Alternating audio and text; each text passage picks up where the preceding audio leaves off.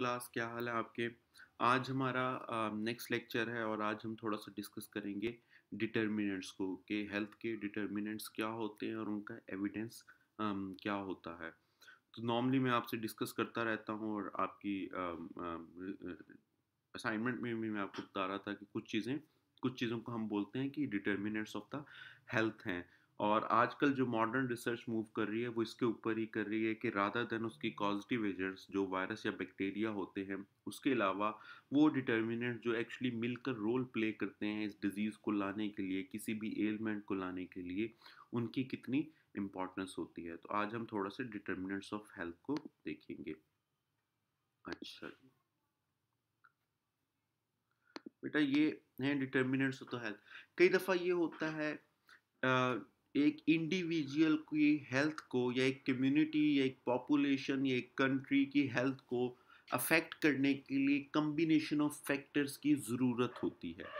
ये डिसाइड करना कि एक कम्युनिटी के अंदर पीपल हेल्दी हैं या नहीं, इसको डिटरमिन करता है उसके सर्कमस्टेंसेस और उसके इन्वायरमेंट। फॉर एग्जांपल, अगर हम लोग एक ऐसे इलाके में रहते हैं जहाँ वाटर क्लीन नहीं है, जहाँ जो ड्रिंकिंग वाटर है वो कंटेमिनेटेड है, या इन्वायरमेंट के अंदर पॉल्यूशन है, इसका मतलब है ऑटोमेटिकली हम लोग वल्नरेबल है ज़्यादा डिजीज़ डेवलप करने की, जो पॉल्यूशन की वजह से फैल सकता है या कंटेमिनेटेड वाटर की से फैल सकता है, एज़ कम्पेयर टू उन लोगों के जो एक क्लीन इन्वायरमेंट में रहते हैं।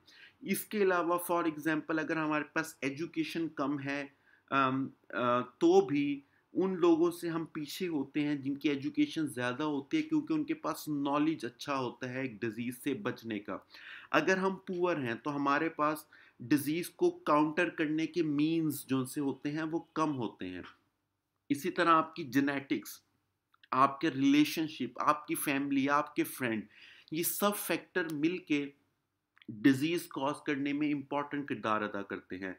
और ये आम तौर पर इंडिविजुअल के हाथ में नहीं होता कि वो डिसाइड कर पाएगा इन फैक्टर्स को वो किस तरह काउंटर करता है।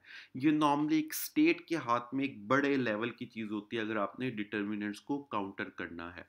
तो आम तौर पर डिटर्मिनेंट्स ऑफ हेल्थ जो इम्पॉर्टेंट हैं वो हैं the social and economic environment. आपका सोशल इन्वायरमेंट कैसा है और आपका इकोनॉमिक इन्वायरमेंट कैसा है। अच्छा, सोशल इन्वायरमेंट ये है कि आपका एक दूसरे से कम्युनिटीज़ का इंटरेक्शन कितना अच्छा है, उसका इन्वायरमेंट क्या हेल्दी है या नहीं हेल्दी। आमतौर पर अगर सोशल इंटरेक्शन हेल्दी नहीं है तो आप बहुत से डिजीज़ के लिए वल्नरेबल होते हैं, जिसमें टॉप ऑफ द लिस्ट है मेंटल हेल्थ इश्यूज। आमतौर पर वो लोग जिनका सोशल इन्वायरमेंट इतना हेल्दी नहीं होता, उनके अंदर एक तो मेंटल हेल्थ इश्यूज होने के चांसेस बहुत है।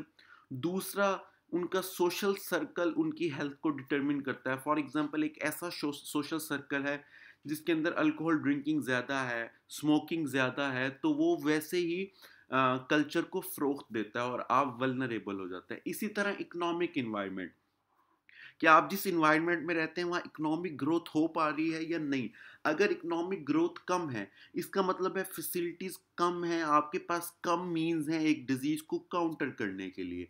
इन्वायरमेंट क्लीन करने के आपके पास कम मीन है। तो इकोनॉमिक ग्रोथ और सोशल ग्रोथ दोनों बहुत इंपॉर्टेंट हैं। फिर आपका अगला होता है फिजिकल इन्वायरमेंट, कि आपका फिजिकल इन्वायरमेंट कैसा है, पोल्यूशन है, एयर क्वालिटी कैसी है, वाटर क्वालिटी कैसी है, वगैरह वगैरह। तीसरा आपका होता है persons individual characteristics and behaviour. आपकी करेक्टरिस्टिक्स क्या है, आपका बिहेवियर क्या है, इसमें आपकी जेनेटिक्स भी आ जाती है। अगर आपके पेरेंट्स डायबिटिक हैं तो चांसेस हैं कि बच्चे भी किसी ना किसी स्टेज पर डायबिटिक हो गए, या आप ज़्यादा वल्नरेबल है डायबिटीज़ होने के लिए। इसी तरह आजकल मॉडर्न रिसर्च यहाँ तक कहती है कि कैंसर या मेलिग्नेंसी भी आपके जीन्स के अंदर मौजूद होती है।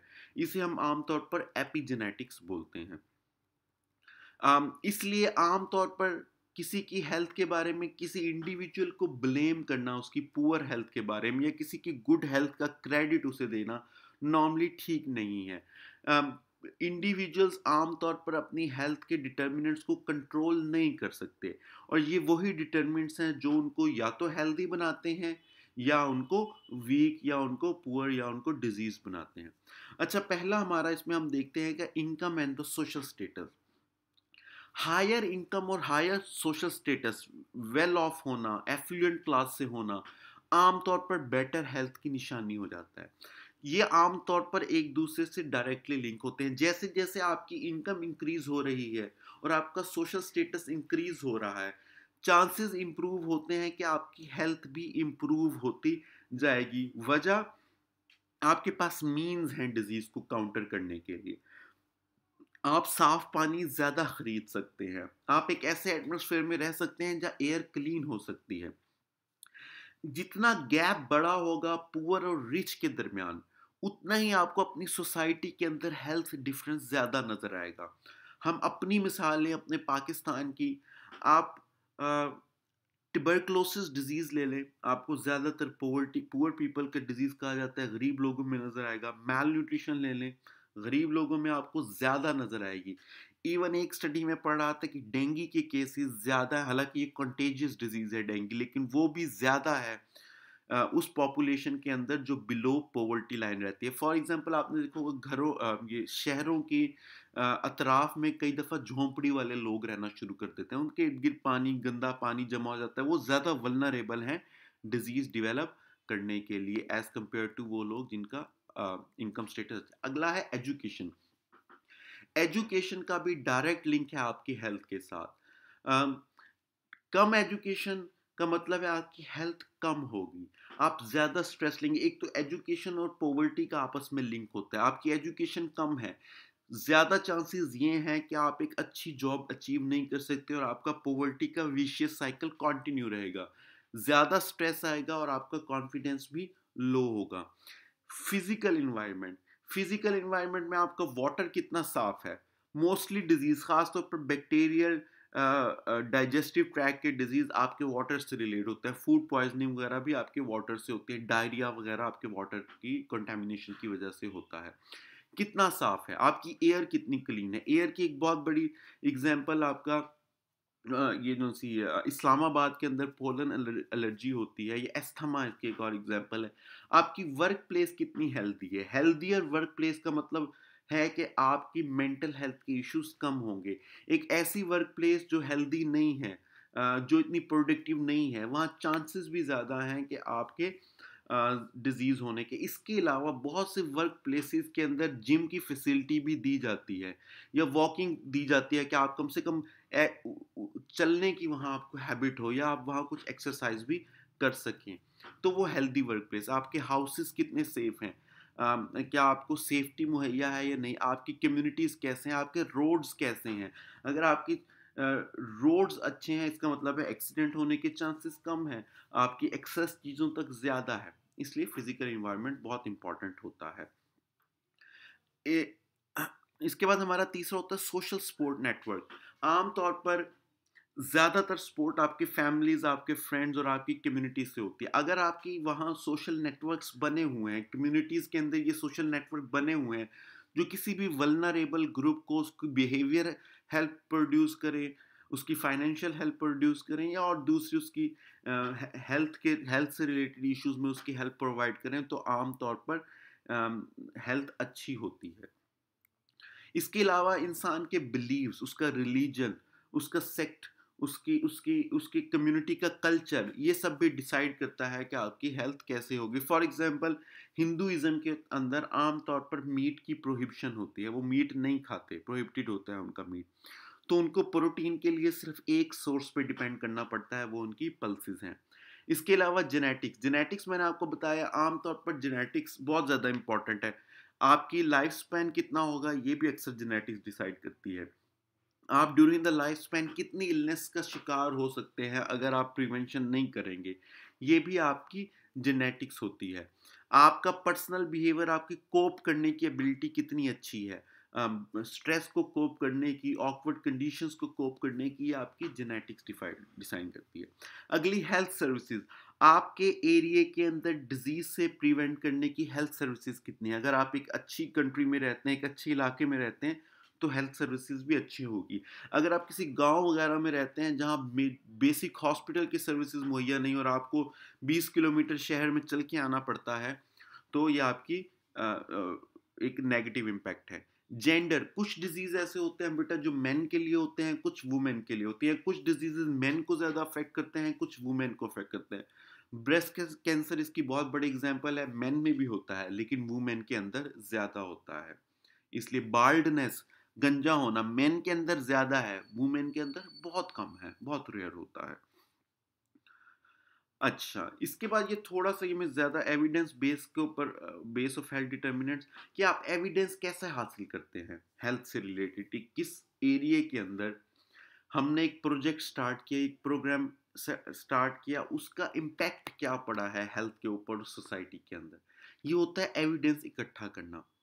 और ये एविडेंस हमें मिलता है HIA, एक एक एक होती है हेल्थ इम्पैक्ट असेसमेंट, आपके प्रोग्राम की, आपकी एक पॉलिसी की, आपके प्रोजेक्ट की जो आपने हेल्थ इंप्रूवमेंट के लिए एक इलाके में लगाया है, उसकी असेसमेंट के लिए आप एक प्रोग्राम यूज़ करते हैं, हेल्थ इम्पैक्ट असेसमेंट। इसकी 5 से 6 फेजेस होते हैं जिसमें स्क्रीनिंग होती है, स्कोपिंग होती है, असेसिंग होती है, फिर आपकी वो इंक्लूडिंग होती है। 5 फेजेस के होते हैं लेकिन उन फेजेस को छोड़ें, अभी आपने याद सिर्फ ये रखना है कि इसकी एक फेज होती है अप्रेजल फेज, यानी अप्रूवल की फेज के अंदर जहां आपको एविडेंस बेस्ट अवेलेबल होता है। आमतौर पर हेल्थ का एविडेंस इकट्ठा करना मुश्किल काम होता है क्योंकि लॉन्ग टर्म प्रोसेस होता है, इसलिए ये एविडेंस आमतौर पर आपको देर से मिलता है। कुछ इंपॉर्टेंट चीज़ें जहाँ से आप एविडेंस इकट्ठा कर सकते हैं वो है आपकी transport, food and agriculture, housing, water, energy, industry, urbanisation, waste, radiation, nutrition and health.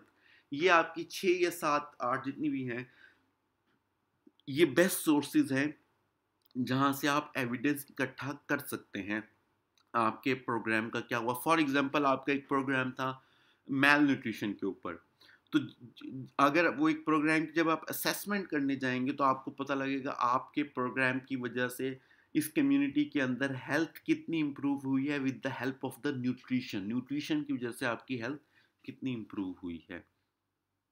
इसका हम थोड़ा थोड़ा देखते हैं कि ट्रांसपोर्ट का मतलब क्या है। ट्रांसपोर्ट एविडेंस ऑफ हेल्थ आपको ट्रांसपोर्ट से मिल सकता है कि एक्सीडेंट्स क्या रोड्स पर ज़्यादा हो रहे हैं, पोल्यूशन कितनी है, नॉइज कितनी है। एक इफेक्ट होता है जिसे हम बोलते हैं सर्विलेंस, साइकोलॉजिकल इफेक्ट होता है। ये ऐसा इफेक्ट होता है कि इसमें आपको कैसे इफेक्ट करें सेवरेंस का कि कई दफ़ा कम्युनिटीज़ के ऊपर ट्रैफिक की वजह से फिजिकल एक मेंटल इफेक्ट पड़ जाता है, जिसे हम सेवरेंस कहते हैं, जो एक मेंटल हेल्थ इशू होता है। क्लाइमेट चेंज कितनी हुई है, फिजिकल एक्टिविटी इंप्रूव हुई है या नहीं हुई है, रिक्रिएशनल एक्टिविटीज़ कितनी है, ये आपकी सारी ट्रांसपोर्ट हो जाती है। दूसरा आपका food and agriculture, food and agriculture भी आपको एविडेंस मुहैया करता है। फॉर एग्जांपल टोबैको कितना प्रोड्यूस हो रहा है आपकी कंट्री के अंदर, ये टोबैको कितना इंपोर्ट हो रहा है आपकी कंट्री के अंदर, कितनी कंजप्शन है टोबैको की, क्योंकि ये डायरेक्ट रिलेटेड है बहुत से हेल्थ इश्यूज के साथ, जैसे diabetes, obesity, heart attack, respiratory illness वगैरह वगैरह। अच्छा, जो सी आप सॉइल क्वालिटी है वो कितनी चेंज हो रही है आपकी, आपकी चॉइस ऑफ क्रॉप क्या है आपके एरिया के अंदर, पल्सेस हैं क्या जहाँ से प्रोटीन आपको मुहैया हो रहा है, या आप सब कॉटन की तरफ जा रहे हैं जो सिर्फ एक आपकी कपड़े बनाने के लिए आपके काम आ सकती है। फिशरीज एक इम्पॉर्टेंस है कि ये वेस्ट, वाटर वेस्ट मैनेजमेंट के पॉइंट ऑफ व्यू से बहुत इंपॉर्टेंट है कि आपकी फिशरीज की लाइफ कितनी अच्छी है, वाटर लाइफ आपकी कितनी अच्छी है, फॉरेस्ट्री आपकी जंगलात कितने अच्छे हैं, लाइफ स्टॉक आपका कितना अच्छा है, सस्टेनेबल फार्मिंग आप कितनी करते हैं। ये आपकी कुछ प्रोसीजर हैं, ये थोड़ी बेसिक सी चीज़ें हैं जिसमें आपको मैंने आपको बताया कि 6 चीज़ें आपने अपने 8 चीज़ें अपने आपने जहन में रखनी है जो आमतौर पर एविडेंस मुहैया किया जा सकता है जहाँ से। ये 8 चीज़ें जिसमें आपकी ट्रांसपोर्ट है, फूड एंड एग्रीकल्चर है, हाउसिंग है, वेस्ट है, एनर्जी है, इंडस्ट्री है, अर्बनाइजेशन है, वाटर है, रेडिएशन है, न्यूट्रिशन एंड हेल्थ है। ठीक है क्लास, अगर आपको कोई क्वेश्चन होगा तो आप मुझसे क्वेश्चन कर सकते हैं। क्वेश्चन आंसर आप मुझे व्हाट्सएप में भी कर सकते हैं। अगर ज़िंदगी रही तो फिर आपसे इंशाल्लाह मुलाकात होगी। Thank you.